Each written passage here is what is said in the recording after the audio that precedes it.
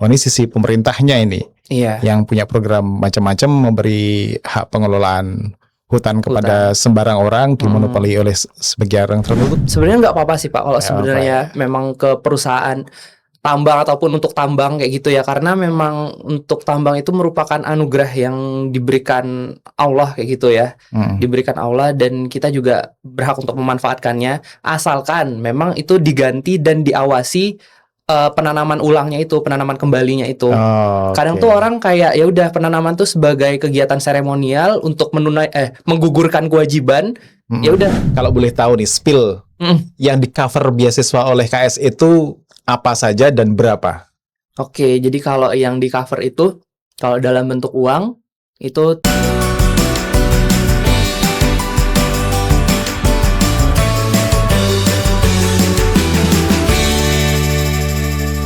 Assalamualaikum warahmatullahi wabarakatuh. Ketemu lagi di Wonder Home Podcast bersama saya Syifa Amin. Dan pada kesempatan kali ini kita akan bincang tentang dunia mahasiswa, dunia bagaimana sih mahasiswa itu bisa survive menjadi seorang mahasiswa sampai akhir gitu paling tidak ya. Dan kemudian juga bagaimana mahasiswa dalam konteks survival itu tapi juga punya kontribusi di sisi yang lain sehingga mereka memiliki karakter, memiliki leadership yang sangat membantu bagi masa depan mereka. Dan kita kehadiran seorang aktivis dari Karya Salemba 4 ya namanya ya. Karya Salemba 4. Karya Salemba 4, Mas Andre Leo. Mas Andre Leo. Nama panjangnya apa tadi? Andre Leo Jian Caesar Indra Purnama. Panjang sekali, tapi kita sebut Mas Andre Leo ya. Mas Leo. Boleh, Pak. Mas Andre, Mas Leo ya, Mas Leo. Coba ceritakan bagaimana ceritanya Mas Leo, dari mana asalnya, terus ceritanya ketemu dengan Karya Salemba 4 ini gimana? Oke, mungkin dari paling awal mungkin ya Pak, dari perkenalan dulu. Nama saya Andre Leo. Saya asalnya dari Bangka Belitung. Kalau fakultasnya saya dari Fakultas Kehutanan. Angkatan 2022. Nah, terus pertama kali bergabung dengan KSE itu karena saya ingat sama pesan orang tua yang apa ya, kayak mengarahkan untuk cobalah nyari beasiswa kayak gitu biar uangnya paling enggak bisa ditabung kayak gitu, selain untuk memenuhi kebutuhan sehari-hari juga bisa ditabung. Nah, terus saya juga mikir nih, karena memang mungkin sebagian mahasiswa itu nggak hanya butuh tentang uangnya aja, tapi juga mahasiswa butuh ruang untuk berkembang. Salah satunya juga lewat organisasi. Makanya saya juga sempat kepikiran, apa sih organisasi yang selain bisa mengembangkan soft skill-nya, kita bisa ketemu banyak orang, tetapi juga ngasih benefit berupa bantuan uang kayak gitu. Nah, dan saya kepikiran, wah ini kayaknya KSE oke juga nih, kan mereka juga punya paguyuban, di situ saya bisa berkembang dan saya juga bisa dapat uang bulanan kayak gitu secara rutin, dan bisa salah satunya juga bisa diperpanjang kayak gitu Pak, tapi tergantung dengan kinerja kita kayak gitu. Oke, jadi dibanding let's say kebutuhan mahasiswa kan juga beraktivitas tadi itu ya. Beraktivitas organisasi dari sekian banyak opsi alternatif organisasi itu, yang pada saat yang sama juga memberikan beasiswa itu adalah KSE ini tadi ya. Boleh sedikit diceritakan tentang KSE itu sendiri Mas ya? KSE itu sebenarnya makhluk apa? Terus kemudian dia hadir untuk menyelesaikan masalah atau punya keresahan apa gitu? Oke, nah dulu itu KSE itu sebenarnya berawal dari 3 mahasiswa FEUI yang berdiri di tahun 95 kayak gitu. Jadi ada 3, terus bertambah lagi jadi 8 pendiri kayak gitu ya. Nah, mereka kayak membantu teman-teman di sekitarnya dulu untuk memenuhi biaya kebutuhan sebagai mahasiswa gitu, kebutuhan sehari-hari. Nah, terus dibentuklah yayasan pada tahun 98. Lalu habis itu mulai berkembang sedikit demi sedikit, mungkin dari universitas yang ada di sekitar Universitas Indonesia, terus juga berkembang lagi ke universitas yang ada di seluruh Indonesia kayak sekarang. Kalau mitranya itu ada 35 perguruan tinggi kayak gitu, Pak. Salah satunya di UGM. Salah satunya di UGM dan kita punya namanya Paguyuban KSE UGM kayak Paguyuban KSE UGM ya. Yeah. Tapi kalau tadi ya mengingat let's say seperti Mas Leo datang dari Bangka Belitung. Provinsi Bangka Belitung, dari Bangka gitu, terus kemudian kuliah kehutanan di UGM. Iya. Kira-kira sebenarnya yang KSE ini membedik profil calon penerima beasiswa yang seperti apa? Misalnya Mas Leo kan dari Bangka Belitung, mungkin di sana ada perusahaan timah, let's say begitu. Iya, ada PT Timah. Ada PT Timah kan. Wah, ini kan sudah orang kaya ini. Penghasil timah, pengelola timah. Apa kira-kira profilnya semacam apa ya biasanya yang ditarget untuk bisa apply ke KSE ini tadi? Oke, jadi untuk mahasiswa mungkin yang dibidik sama yayasan itu sebenarnya nggak ada yang spesifik sih Pak, harus dari jurusan mana kayak gitu, harus asalnya mana. Oh ini asalnya provinsi kaya ini nggak bisa ini, itu nggak gitu. Jadi kayak bebas kayak gitu ya, kayak teman-teman dari mungkin kalau di UGM itu ada klaster kayak gitu ya, mau dari Medika boleh, mau dari Soshum boleh, Agro kayak saya itu di Kehutanan boleh, terus juga mau dari Saintek boleh. Jadi nggak ada latar belakang yang kayak gimana-gimana sih untuk masuk di KSE. Jadi semua mahasiswa bisa, asalkan mahasiswa itu mau komitmen, mau sungguh-sungguh, terus juga pas interviewnya mereka juga bisa kasih perform yang terbaik kayak gitu, baik itu di interview paguyuban maupun interview dari yayasan kayak gitu. Ya, apalagi dalam situasi di mana ekonomi agak tidak menentu karena perang, BBM dan segala macam ini, kayaknya kan banyak mahasiswa yang perlu ini. Iya, banyak. Dari dulu juga banyak sih. Dari dulu. Ya. Kalau mau apply gitu, syarat administratifnya apa saja sehingga eligible untuk bisa masuk ke apply ke sini gitu, ke KSE itu. Oke, jadi yang mungkin yang saya highlight kayak gitu, kalau dari persyaratannya tuh sebenarnya banyak ya Pak, dan bisa kita akses juga di website KSE bisa, terus juga di Instagram masing-masing paguyuban tuh ada, di KSE UGM juga ada, terus juga di mungkin kayak di Google kayak gitu kita bisa searching kayak gitu, itu juga bakalan keluar banyak banget kayak gitu untuk syarat-syarat yang harus dipenuhi. Tapi yang saya highlight di sini mungkin tidak boleh, KSE itu nggak boleh double beasiswa. Oh, nggak boleh double beasiswa. Jadi kalau seandainya kita udah di KSE, ya udah kita cuma buat KSE aja. Kalau seandainya mau nambah beasiswa lain, ya kita berarti harus milih mau harus beasiswa KSE atau beasiswa yang lain. Harus mundur atau kita teruskan untuk daftar di KSE. Nggak boleh poli beasiswa ya? Nggak boleh poli beasiswa, Pak. Betul sekali. Kalau Lexi kan ya sekarang kan ada beasiswa KIP untuk mahasiswa, ada bidik misi, macam-macam lah skemanya. Dibanding skema-skema beasiswa yang ada, kenapa mahasiswa kira-kira perlu daya tarik, kelebihan, keuntungan? Oke, daripada saya ngikutin banyak beasiswa dan nanti malah di-disqualified kemana-mana, kenapa harus pilih KSE? Oke, mungkin kalau dari alasan pemilihannya kenapa mahasiswa itu harus ataupun bisa dikatakan memilih KSE itu kenapa? Mungkin kalau kita bicara dari segi uang, mungkin masih banyak beasiswa lain yang memberikan uang lebih daripada KSE. Tapi di KSE menurut saya kita juga bisa berkembang seperti yang udah saya sempat singgung di awal.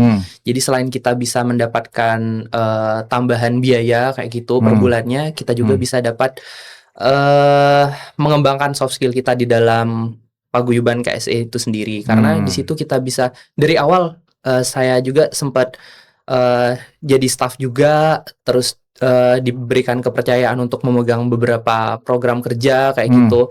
Jadi kita bisa merintis soft skill kita Pak dari situ. Mungkin kalau dari beasiswa lain ya udah kayak kegiatannya itu ya udah sekedar kegiatannya aja, dan kita juga jarang kayak gitu ya. Mungkin kalau bisa ditambahkan lagi di KSE ini sendiri, kita sangat-sangat erat kayak gitu hubungan antar beasiswanya. Jadi kalau seandainya ditanya beasiswa yang paling banyak memberikan memberikan pengalaman sosial yang paling tinggi, menurut saya salah satunya KSE. Karena itu kita bisa kerja sama beasiswan lain. Terus juga kalau ditanya, kamu kenal nggak sih sama Mas A ataupun Mbak B kayak gitu, pasti mereka insya Allah kenal. Karena memang di dalam menjalani kesehariannya itu banyak sekali bersinggungan dengan beasiswan lain kayak gitu. Beasiswan itu penerima beasiswa. Beasiswan itu penerima beasiswa itu. Awardee kayak gitu kan. Awardee-nya ya, resipiennya. Oke, sebelum kita ngomong bagian itunya yang juga sangat penting. Kalau boleh tahu nih, spill yang di cover beasiswa oleh KS itu apa saja dan berapa? Oke, jadi kalau yang di cover itu, kalau dalam bentuk uang itu 750.000, bisa dilihat juga ya di macam-macam webnya dan lain sebagainya. Oke, 750.000 per bulan. Per bulan. Terus juga ada program-program pembinaan kayak EA, TFI, EA itu Entrepreneur Academy. Entrepreneur Academy. Iya, terus juga ada TFI, Teknologi for Indonesia. Teknologi for Indonesia. Jadi kalau semisal beasiswannya itu punya, yang EA dulu ya Pak, yang EA itu beasiswannya punya usaha ataupun punya wirausaha apa kayak gitu, dan mereka nanti bisa mengajukan proposal kalau semisal dirasa layak idenya ini atau usahanya ini, nanti bakalan diberikan pelatihan dan juga nanti akan diberikan modal tambahan mungkin ya kayak gitu. Terus juga untuk TFI itu misalnya beasiswannya ini punya terobosan, misalnya kayak pupuk dari jerami ataupun alat untuk apa ya, kayak deteksi dini penyakit tumbuhan misalnya kalau dari kehutanan, itu bisa banget untuk dibina dan diberikan modal tambahan untuk mengembangkan itu. I see. Jadi tadi ya, yang di cover adalah biaya hidup stipend per bulan. Terus juga ada pelatihan-pelatihan lain. Ada pelatihan-pelatihan kayak EA, TFI itu tadi ya. Itu adalah bonus tambahan lain. Dan juga banyak pelatihan lain sih Pak sebenarnya. Pelatihan lain ya. Yang di highlight 2 itu. I see. Nah, kalau ya artinya stipend atau biaya hidup lah per bulan itu kan lumayan, 750 untuk mahasiswa S1, apalagi itu kalau masing-masing kota berbeda-beda nggak? Misalnya Jogja segini, sama Pak. Jakarta segini, sama. Enggak sama saja ya? Sama. Kalau 750 hidup di Jogja lumayan itu, sudah lumayan makmur itu. Makmur, alhamdulillah. Untuk mahasiswa. Asal nggak tiap hari ke kafe aja. Iya. Betul kan. Oke, itu dari sisi finansialnya. Dari sisi finansial. Terus kemudian tadi juga disebutkan dari sisi tadi sosialnya, pengembangan dirinya dan segala macamnya tadi itu ya. Artinya di situ juga digembleng soft skill, leadership, merintis karir dari istilah Mas Leo tadi staff sampai sekarang memegang leadership sebagai ketua KSE, ketua paguyuban di UGM KSE-nya gitu ya. Nah, ketika berproses menjadi awardee, menjadi penerima beasiswa di awal tahun lah katakan begitu.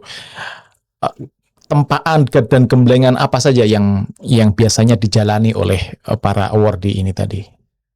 Oke, kalau atau kegiatan apa, melalui kegiatan apa saja mereka bisa berkembang itu? Biasanya sih Pak, kalau dari staff dulu ya. Nah, nanti kan staff kayak kita dikasih kesempatan buat bertanggung jawab di suatu event paguyuban kayak gitu. Nah, coba kita kayak misalnya nih contoh kayak sekarang itu sedang ada KSE Mengajar. KSE Mengajar KSE Mengajar kolaborasi sama PLN kayak gitu. Nah, PLN perusahaan listrik PT PLN negara. Iya. Nah, itu untuk ketua pelaksananya sendiri itu dari staf kami angkatan 2024 kayak gitu. Nah, dari situ kayak dia bisa belajar lobby ke yayasan kayak gimana, terus juga lobby ke mitra SD-nya. Kebetulan kita mitranya di SD Muhammadiyah Karangwaru kayak gitu yang sekarang. Terus juga cara dia untuk komunikasi sama karyawan PLN-nya kayak gimana, dan komunikasi dia juga untuk mengelola ataupun memanajemen teman-teman dia yang ada di satu kepanitiaan itu. Kan itu ada banyak tuh, ada divisi acara, ada divisi perlengkapan, humas, ada konsumsi dan lain sebagainya, ada dokumentasi juga. Gitu. Oke, berarti dilibatkan dalam sebuah event, kepanitiaan sebuah event untuk nego komunikasi dengan potensial partner, dalam hal ini PLN. Termasuk aktivitas pengajaran itu sendiri ya, kayak tadi itu ya. Pelatihan pengajaran itu yang mengajar semuanya juga penerima beasiswa KSE nanti. Kalau yang sekarang Mungkin kalau di tahun lalu itu dari batch 1-nya. Cuman untuk yang di tahun ini sendiri kita kayak kolaborasi gitu Pak. Jadi mungkin nanti ada materi dari narasumbernya langsung dari karyawan PLN-nya tentang keselamatan penggunaan listrik mungkin di rumah gitu untuk anak-anak SD gitu ya. Misalnya kayak nggak boleh nyolok kebanyakan di satu terminal listrik kayak gitu kan biasanya kayak suka ada konslet dan lain sebagainya gitu. Oke, pengenalan sejak dini tentang keselamatan penggunaan listrik lah kira-kira begitu ya. Oke, bisa melalui kegiatan yang semacam itu ya. Terus kemudian kan di dalam konteks paguyuban KSI sendiri kan ada beberapa divisi. Iya. Beberapa divisi. Divisi apa saja dan yang unggulan apa Mas biasanya? Kalau di KSI UGM itu kita nyebutnya divisi itu kementerian. Oh, kementerian. Iya, kementerian. Yang pertama itu ada Community Development atau Komdev biasanya orang sering anak-anak KSI biasanya kenalnya sama Komdev kayak gitu. Kalau disebut Komdev udah tau lah kayak gitu. Terus juga ada Superbejo. Superbejo. Apa itu Superbejo? Superbejo itu rumah belajarnya. Rumah belajar atau bimbelnya kayak gitu. Bimbelnya. Terus yang ketiga ada MSDP, Manajemen Sumber Daya Paguyuban. Biasanya mahasiswa kampus tuh lebih akrab sama PSDM, tapi di KSI itu namanya MSDP kayak gitu. Terus juga ada pemikat, pengembangan minat bakat dan akademi. Terus juga yang terakhir itu ada MEDSI, Media Desain dan Relasi kayak gitu. Kalau yang tadi bimbel Superbejo, ini kan para pengelola paguyuban ini kan semuanya mahasiswa. Terus kemudian mengadakan bimbel Superbejo tadi itu. Itu audiensnya siapa? Yang di pesertanya siapa? Peserta bimbelnya itu anak-anak SMA, Pak.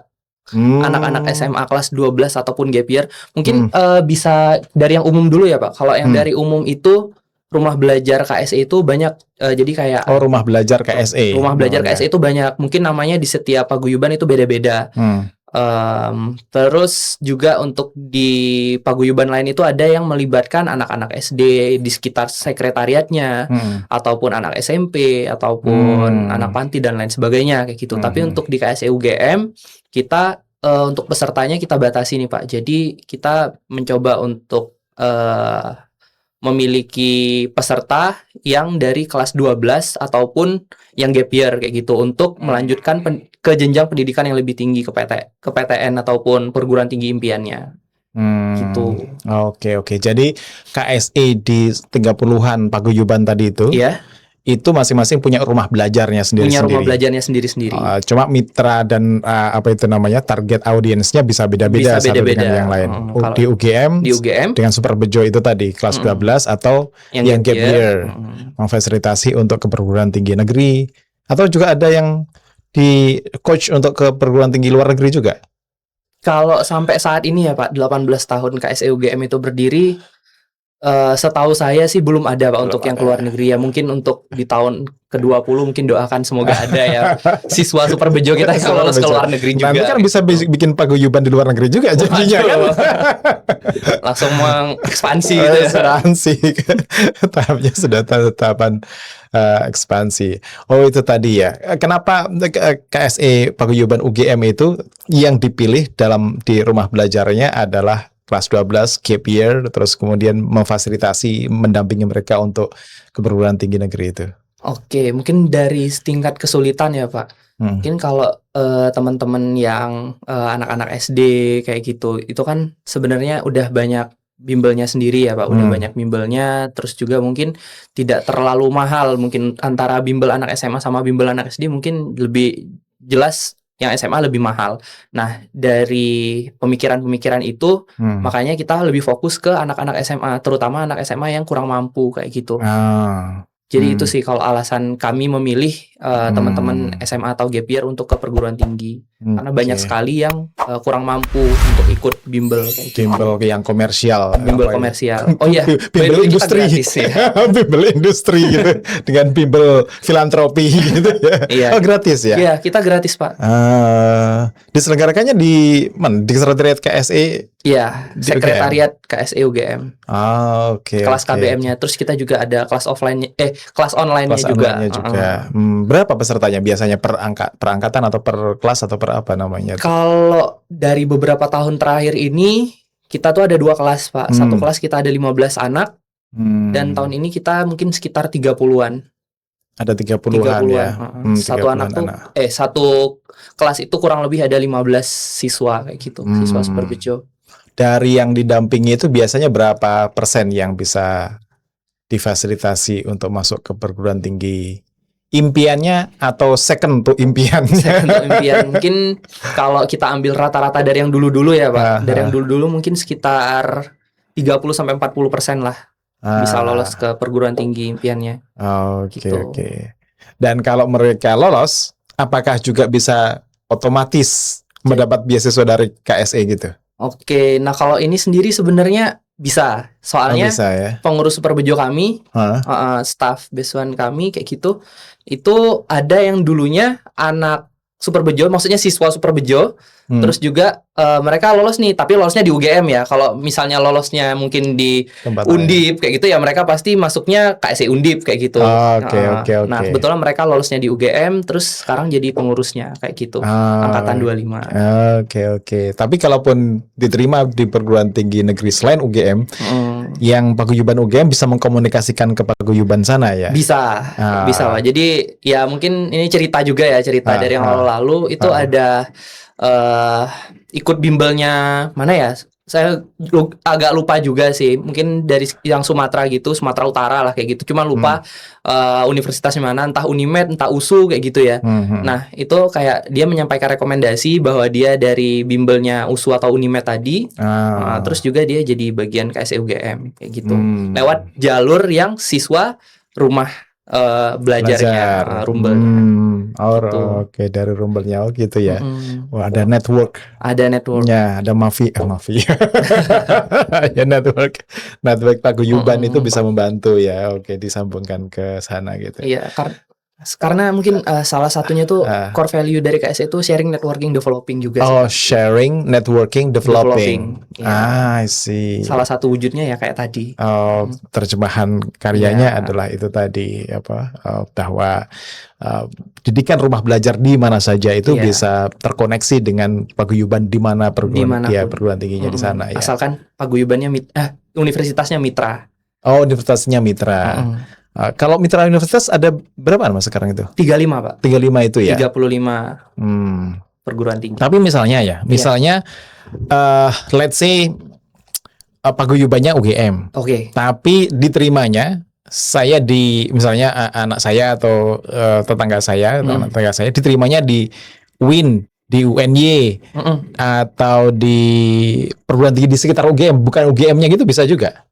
Jadi kalau perguruan tinggi yang bukan mitra itu biasanya nanti tulisannya itu atau keterangannya itu perguruan tinggi lainnya. Ada perguruan tinggi lainnya. Jadi untuk tahun ini sendiri kami bukan menerima sih sebenarnya, kayak dari UNY itu ada besuan gitu, ada awardee 3 orang. Nah, dan mereka kayak menginduk ke KSE UGM. Jadi untuk kegiatannya, terus juga administrasinya, terus juga terus juga untuk pelaporan besuannya kayak gitu, itu mereka masuknya yang di UGM. Gitu.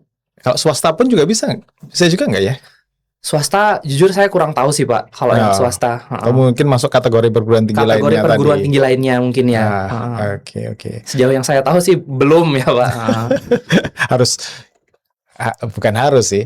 Maksud saya kan sekarang ini ada wacana ada diskriminasi dari kementerian terhadap perguruan tinggi swasta dengan memperpanjang masa pendaftaran di universitas negeri kan ada yang glow ini, wah ini mematikan swasta. Kalau misalnya KSE atau penyedia beasiswa juga merangkul yang swasta, itu akan juga bagus. Ini sebagai perwakilan dari orang swasta, orang luar negeri, bukan swasta. Orang luar negeri. Oke, itu tentang Super Bejo. Terus kemudian yang juga tadi di garis bawahi adalah ada Komdev juga ya, Kementerian Komdev. Dan saya lihat programnya juga sangat bagus itu untuk mengasah itu tadi kepedulian, membentuk menempa leadership dan segala macam. Kalau dalam konteks Kementerian Komdev program unggulannya apa di KSE Paguyuban UGM itu? Oke, mungkin kalau dari Komdev ini sendiri ada dua fokus atau inti kegiatannya. Yang pertama itu di Bank Sampah Wonder Green di sini. Oke, kita punya Wonder Green di sini di Wonder Home Wonder ini. Green. Oke, terus juga yang kedua itu di Capable Cafe.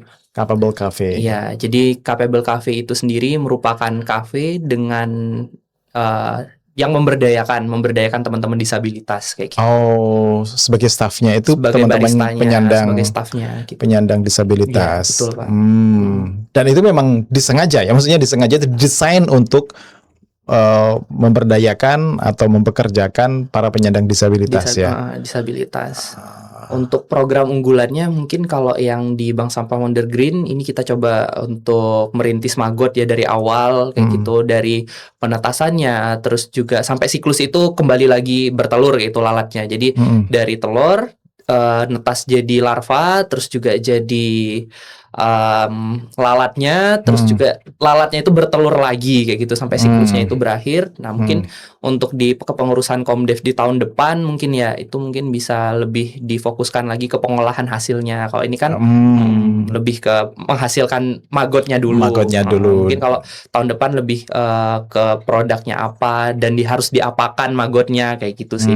Jadi untuk di tahun pertama ini kita coba trial and error dulu di Oke, bagus. Tapi saya lihat kemarin bisa dilihat di podcast sama sebelumnya penanggung jawab Magot ini Mas Iman. Lebih detail Pak itu, Lebih detail ya kan.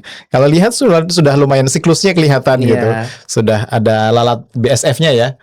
Sudah ada, terus kemudian juga Magot siklusnya itu sudah muter sudah sempurna lah sudah begitu. Sempurna. Tapi memang kalau mau berkelanjutan ya mesti periode selanjutnya mewariskan tadi itu pengelolaannya bagaimana.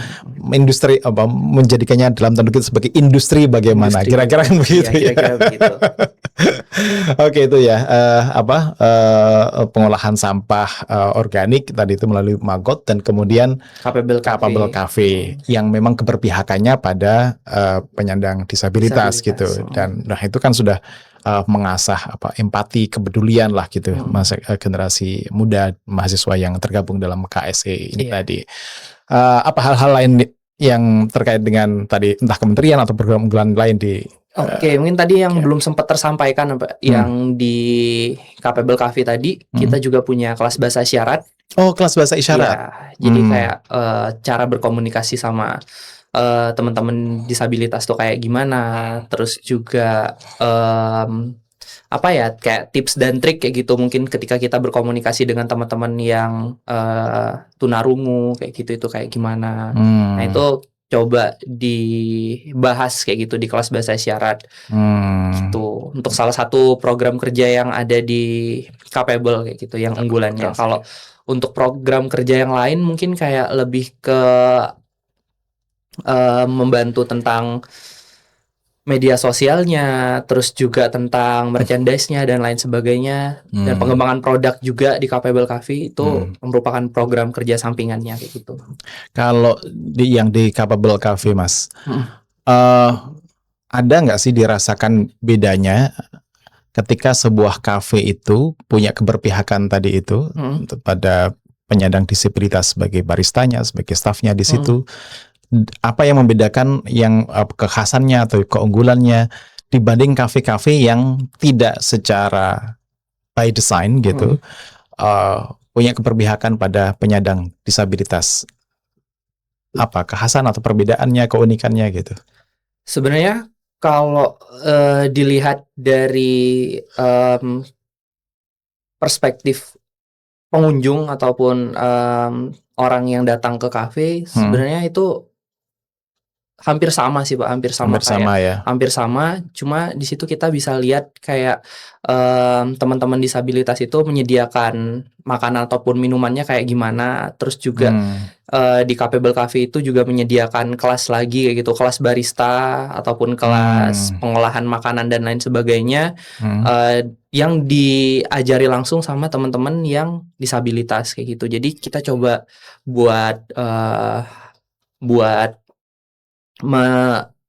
menggali kemampuan dari teman-teman disabilitas itu kayak gitu. Artinya dari sisi taste, meskipun para staf baristanya itu adalah penyandang disabilitas, itu tidak kalah dengan orang-orang yang tidak punya handicap disability gitu ya. Artinya kalau memang nikmat, ya orang pasti datang ke situ gitu, bukan karena dalam tanda kutip rasa kasihan, bukan kasihan. Dengan rasa kasihan. Tapi memang kualitasnya aja. Ya, bagus gitu. Oke, itu tentang KSE, Mas. Nah, sekarang mungkin tentang Mas Leo dengan dunia kehutanan. boleh Pak. Nah, masih ada hubungannya dengan KSE sih. Artinya keterlibatan ya Mas Leo dari semester awal terlibat sebagai staf sampai sekarang menjadi ketua KSE itu agak menghalangi atau menghambat, memperlambat akademiknya Mas Leo, atau itu justru energi dan vitamin tambahan untuk karir akademiknya gitu? Kalau dari saya pribadi sih Pak, saya ngelihatnya kayak KSE itu sebagai rumah sih Pak. Gitu ya. Paguyuban KSE UGM khususnya itu sebagai rumah, karena sempat di satu ketika itu saya lagi capek sama laprak. Terus juga mungkin capek sama kegiatan kayak kuis-kuisnya lah kayak gitu. Dan ya udah. Terus kebetulan kita jangan lupa ya, kita ada rapat jam sekian kayak gitu di Sekre. Oh iya Mbak kayak gitu. Oke. Ini Sekre KSE. Di Sekre KSE itu. Dulu waktu itu masih maba lah hitungannya, masih semester 3 lah kayak gitu. Nah, ya udah pulang pergi pulang dari kampus kayak gitu, terus pergi ke Sekre, ya udah tinggal ceritain aja sambil nunggu teman-teman yang lain kan, kayak Mbak tahu nggak sih saya di kampus kayak ya lapraknya banyak banget kayak gitu. Laprak itu apa ya? Laporan praktikum. Oh, laporan praktikum. Iya, mungkin banyak juga sih kayak mahasiswa UGM yang mengeluh tentang laprak ini ya banyak sih. Terutama dari rumpun agro kayak gitu ya. Rumpun saintek kayak gitu, biologi biasanya lapraknya banyak. Praktikumnya tuh laporannya banyak. Capek banget ya Mbak kayak gitu. Ya udah kayak gitu. Coba kayak kamu keluar dulu ya dari perlaprakanmu itu, terus coba kamu cari hal lain. Mungkin kamu kayak lebih butuh hal lain dibanding laprakmu, kayak coba istirahat dari laprakmu itu kayak gitu. Ya udah kayak, jadi menurut saya kayak rumah, kita bisa cerita apa aja di situ, bisa curhat juga gitu ya. Jadi kayak kan di KSE juga banyak angkatannya, maksudnya angkatannya banyak, terus juga dari prodi yang berbagai macam. Jadi kayak bisa tahu juga nih tentang UGM tapi di luar yang kehutanannya. Oke. Jadi membuka perspektif yang lebih luas, bukan hanya di lingkungan laprak, laboratorium, biometrika dan lain sebagainya tentang kehutanan gitu ya. I see. Jadi sangat membantu ya, agak relief gitu di tengah tekanan atau rekanan laprak tadi. Tekanan laprak dan akademik, tuntutan akademik. Bisa dapat energi dan fresh pandangan baru dari situ ya. Nah, Oke, itu dari sisi tadi ya, sisi personal pengalaman Mas Leo aktivitas di KSE dengan kehutanan. Nah, kalau dari sisi bukan sekedar sebagai tempat relaksasi atau refreshing gitu tadi, kira-kira nilai tambah apa yang diberikan keterlibatanmu di KSE itu terhadap entah penyelesaian studi di kehutanan kah? Saya dengar kan Mas Leo bukan hanya akan menyelesaikan S1, tapi juga S2 sekalian karena melalui jalur fast track gitu. Nah,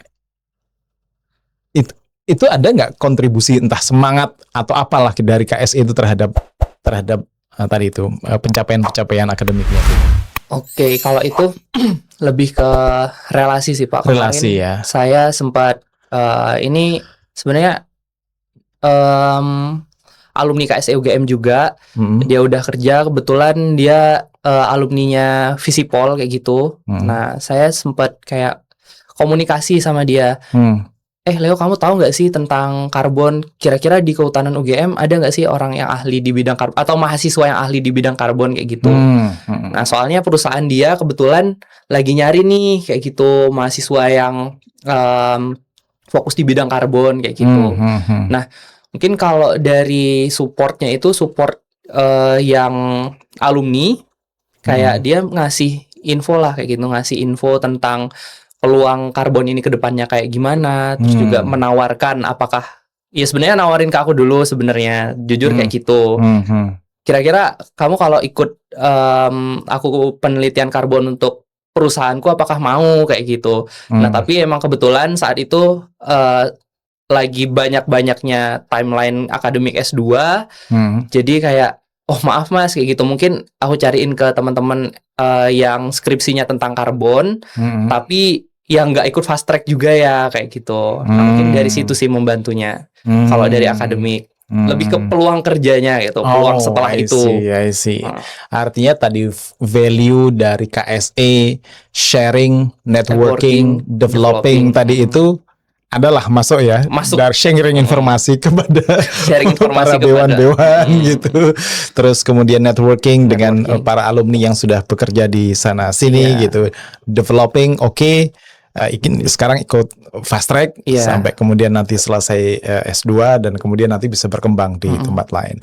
Let's say misalnya sekarang hubungannya dengan karbon tadi itu ya, dengan kehutanan gitu. Kalau Mas dengan value KSE atau value Mas Leo sendiri gitu soal sharing, networking dan developing, konteksnya dengan Indonesia ini kan dibilangnya sebagai paru-paru, salah satu ya, paru-paru dunia gitu ya. Terus kemudian ada beberapa negara maju gitu yang membeli karbon, saya nggak tahu teknik persisnya bagaimana begitu, memberi uang kepada Indonesia agar menjaga paru-paru dunia ini tadi dengan menjaga hutannya, kira-kira begitu ya. Kondisinya kayak gimana sih Mas? Sebenarnya hutan Indonesia secara keseluruhan, hutan Indonesia ini dipersepsi atau kondisinya bagaimana, dan kemudian leverage atau kelebihan apa yang dipunyai Indonesia dengan hutannya ini? Sebenarnya kalau dari potensi hutan yang saya tahu, sebenarnya Indonesia itu sangat-sangat baik, Pak. Cuma mungkin dari sisi pengaturan hutannya itu masih sangat-sangat kurang. Ya terbukti dari bencana banjir yang baru-baru ini di Sumatera, Aceh, Sumatera itu. Sebenarnya kan bisa kita lihat ya, kayak dari banjirnya sendiri tuh banyak banget kayu-kayu gelondongan kayak gitu, dan itu kayak pengaturannya itu masih kurang menurut saya, pengawasan terutama. Nah, itu masih sangat-sangat kurang. Jadi sebenarnya kalau dari potensi Indonesia itu sangat-sangat baik, tapi untuk pengaturannya, pengawasannya itu masih sangat-sangat kurang. Kayak gitu. Nah, untuk sebenarnya kalau dari skemanya itu negara-negara maju kayak memberikan kita insentif agar kita bisa menjaga hutannya. Baik itu melalui skema perhutanan sosial, baik itu dari skema perdagangan karbon itu sendiri, kayak gitu, itu sangat-sangat potensial menurut saya. Di sisi, jadi lag-nya di sisi pengawasan. Iya. Pengawasan dan pengelolaan. Itu di level, kan kadang pemerintah menyalahkan masyarakat gitu ya. Oh, masyarakat merambah hutan, terus kemudian membakar hutan dan segala macamnya. Tapi sebagian kalangan juga melihat, oh ini sisi pemerintahnya ini, yang punya program macam-macam, memberi hak pengelolaan hutan kepada sembarang orang, dimonopoli oleh sebagian orang tertentu. Kalau Mas melihatnya gimana, Mas Leo? Sebenarnya kalau dari pemberian hak itu sebenarnya nggak apa-apa sih Pak, kalau sebenarnya memang ke perusahaan tambang ataupun untuk tambang kayak gitu ya, karena memang untuk tambang itu merupakan anugerah yang diberikan Allah kayak gitu ya, diberikan Allah, dan kita juga berhak untuk memanfaatkannya, asalkan memang itu diganti dan diawasi penanaman ulangnya itu, penanaman kembalinya itu. Kadang tuh orang kayak ya udah penanaman tuh sebagai kegiatan seremonial untuk menggugurkan kewajiban, ya udah. Saya misalnya melakukan tambang di wilayah A, sekian hektar, ya udah kita harus nanam sekian hektar di tempat yang lain. Ya udah mereka nanam aja, tapi nggak dijaga sampai tumbuh sampai besar lagi. Jadi kayak ya udah kegiatan yang seremonial aja menurut saya. Hanya memenuhi kewajiban agar menggugurkan kewajiban agar tidak dilihat merusak hutannya saja gitu ya. Oke. Ya mudah-mudahan yang demikian itu, yang seremonial tadi tidak hanya sekedar seremonial gitu, karena let's say ya kan banyak sekali sekarang kan pembukaan lahan hutan untuk kepentingan misalnya di wilayah-wilayah tambang nikel gitu yang kemarin sempat banyak dibincangkan gitu ya di mana di Maluku Utara kah, di Sulawesi, terus kemudian juga itu di Sumatera yang menyebabkan Aceh dan banjir. Sekarang yang lagi rame juga di Papua yang nggak kita lihat. Kalau ngelihat kayak gitu tuh sebagai mahasiswa yang juga aktivis di KSI,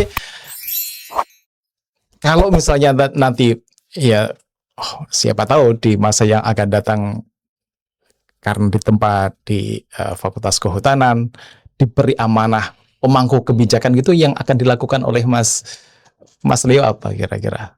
Sebenarnya kalau ditanya kayak gini tuh sering banget pertanyaan dosen di S2 sih Pak. Gitu ya? Iya, sering banget ditanyaan kayak apa langkah yang akan kamu ambil jika kamu jadi Kementerian Kehutanan kayak gitu, jadi Menteri Kehutanan, apa langkah yang kamu ambil misalkan kamu jadi Ketua KPH kayak gitu. Sebenarnya kita balik lagi sih Pak, balik lagi ke yang awal, kita harus mengenal kawasan itu, terus juga menginventarisasi kayak gitu, apa aja sih yang dibutuhkan kayak gitu, apa aja sih tegakan yang tersisa dan bagaimana kondisi lahan tersebut kayak gitu.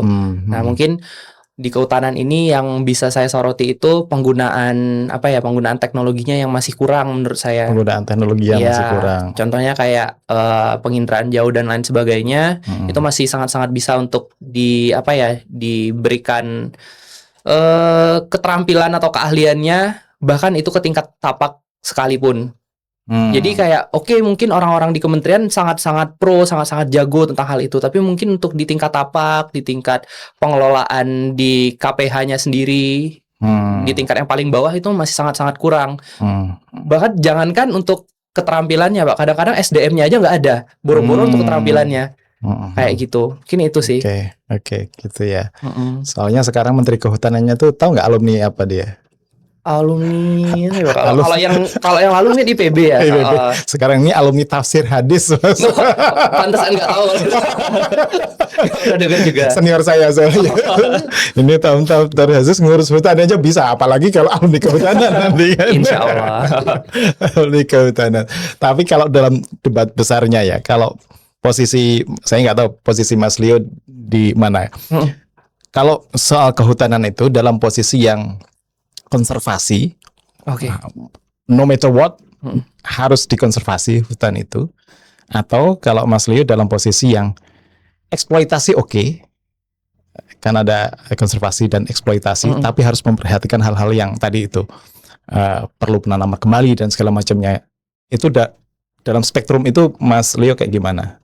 Kalau saya sendiri sebenarnya lebih ke melihat hutan itu ataupun kehutanan itu sebagai salah satu kayak sektor yang dapat berkolaborasi dengan sektor lain. Jadi kayak semisal dalam pembangunan salah satu subsektornya adalah kehutanan. Jadi kita nggak bisa sih kalau seandainya memang harus mempertahankan hutan itu saklek kayak gitu. Hutannya tidak boleh ditebang, sementara masyarakat kita ada yang masyarakat sekitar hutan khususnya itu masih miskin dan lain sebagainya. Jadi kalau saya sih lebih ke yang kedua tadi, yang eksploitasi, tapi tetap memperhatikan keseimbangan ekosistem kayak gitu Pak. Oke. Siap, makasih. Salam Menteri Kehutanan. Amin. Kalau Mas Ridho presidennya. Amin. Oke, gitu Mas Leo ya. Iya. Makasih atas sharing ya juga, untuk tentang KSI tadi, juga tentang pandangannya soal kehutanan di Indonesia gitu. Iya.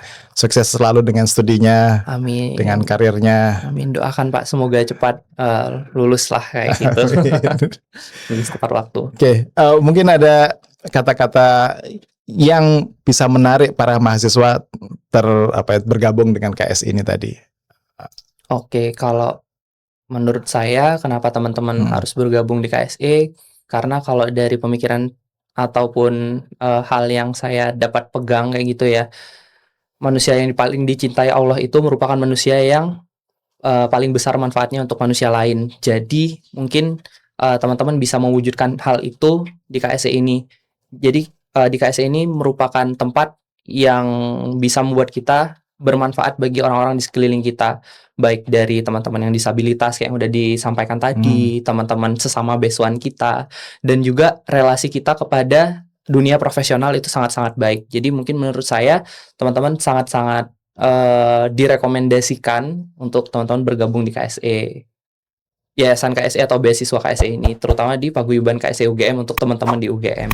Seperti itu. Siap, terima kasih. Gitu. Terima kasih banyak. Mudah-mudahan bermanfaat. Gabung dengan karya Salimba 4 lah kira-kira begitu ya. Karena itu tadi yang digembleng juga soal kepedulian, soal leadership. Selain mendapatkan benefit beasiswa, tiap bulan dapat gelontoran dari Yayasan KSE. Mudah-mudahan bermanfaat. Sukses selalu. Assalamualaikum warahmatullahi wabarakatuh. Waalaikumsalam warahmatullahi wabarakatuh.